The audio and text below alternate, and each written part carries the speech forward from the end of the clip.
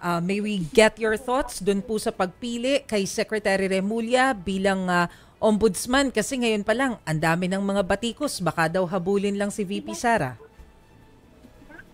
Prerogative po ng Pangulo yun eh. I mean, na discretion po ng Pangulo pala. So, mahirap naman panghimasukan. So, pero nakikita ko naman dahil si Ombudsman Remulla, dating naging lawmaker, nasundan ko rin naman yung mga trabaho niya as the governor, as the DOJ secretary, as hindi naman sinabi na hahabulin directly si BP Sara. Sabi niya, tinanong kasi siya sabi niya, including BP Sara, sabi niya na walang exception daw. Yun ang pagkasabi niya.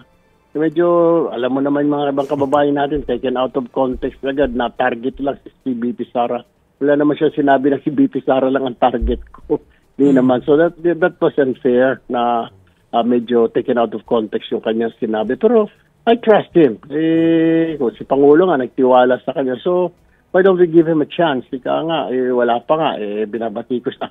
Noong umupo sa Justice Secretary, binabatikos siya, wala pa nga. Pero marami din naman siyang nagawa, di ba? Marami din siyang napakasuhan when he was the Justice Secretary. So, I guess it's just a matter of timing na. Give him time.